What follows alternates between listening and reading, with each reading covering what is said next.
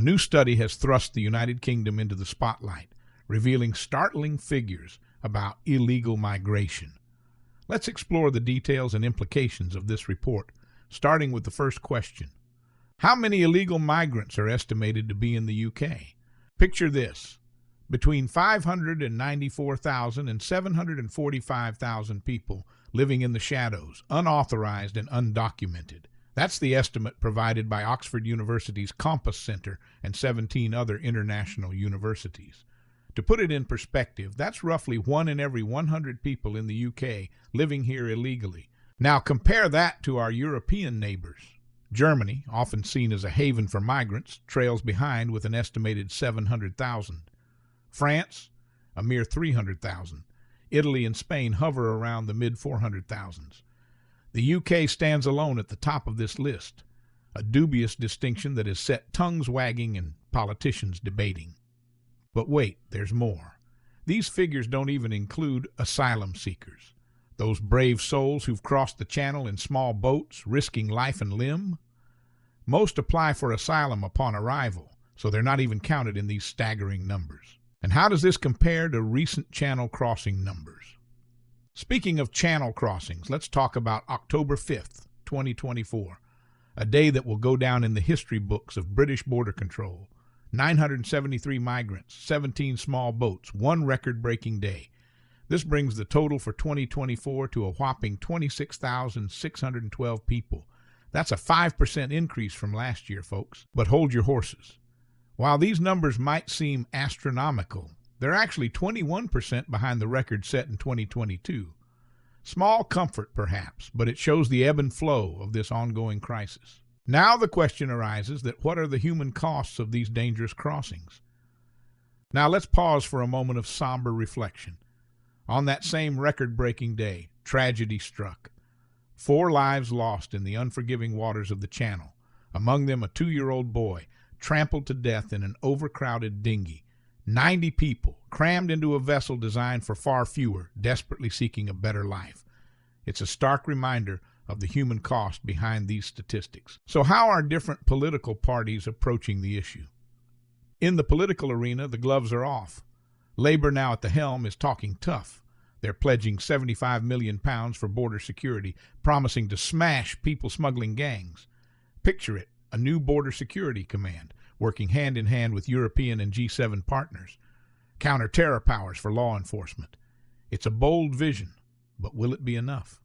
The Conservatives, now watching from the opposition benches, aren't convinced.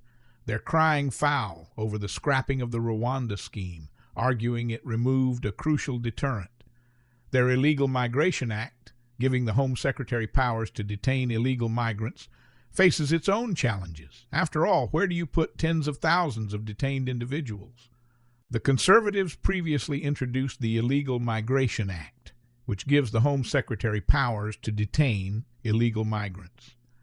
However, the implementation of this act has faced challenges, particularly due to the lack of detention space for the tens of thousands who qualify. What role do human trafficking networks play in this crisis? The surge in channel crossings has been largely facilitated by organized human trafficking networks. Reports suggest that a major international trafficking ring, primarily operated by Iraqi Kurds, has been exploiting migrants and generating millions in profits.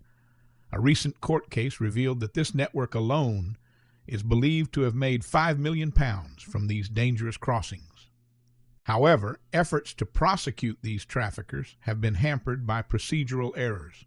In a recent sentencing hearing for 22 members of this network, it was revealed that French authorities' mistakes might allow half of the traffickers to evade prosecution.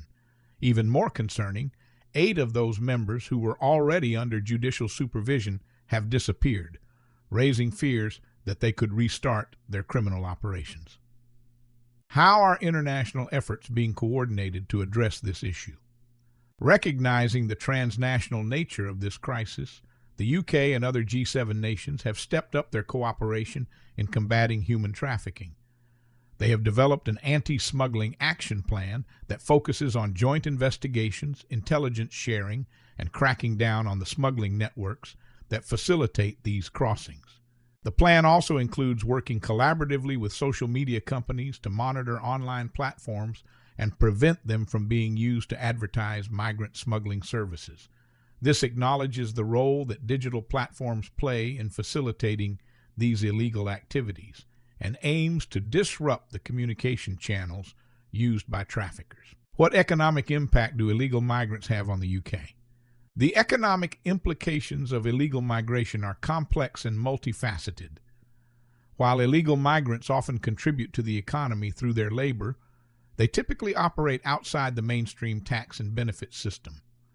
This situation creates a paradox where the state misses out on potential tax contributions while these individuals remain vulnerable to exploitation.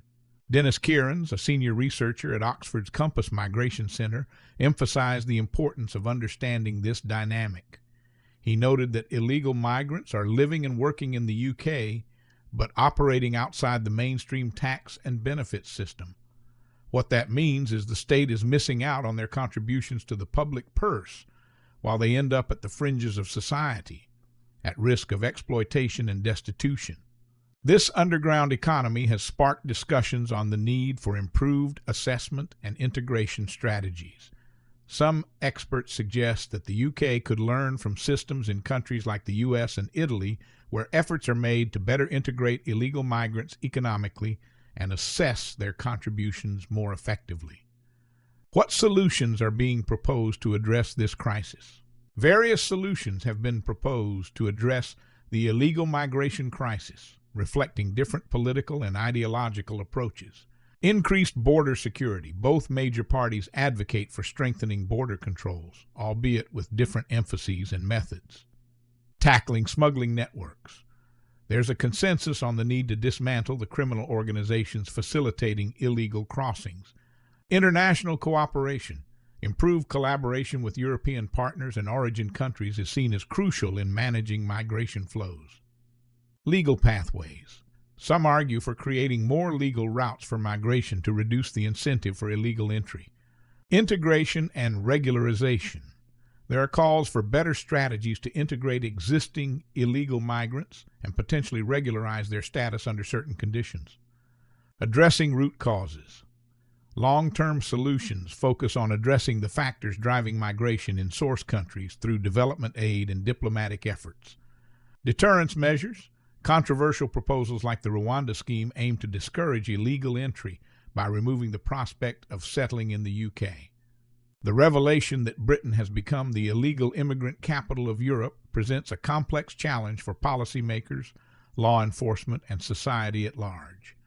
The coming months and years will likely see continued intense discussion and policy experimentation as the nation grapples with this multifaceted issue. Stay tuned, for this story is far from over. Subscribe for more.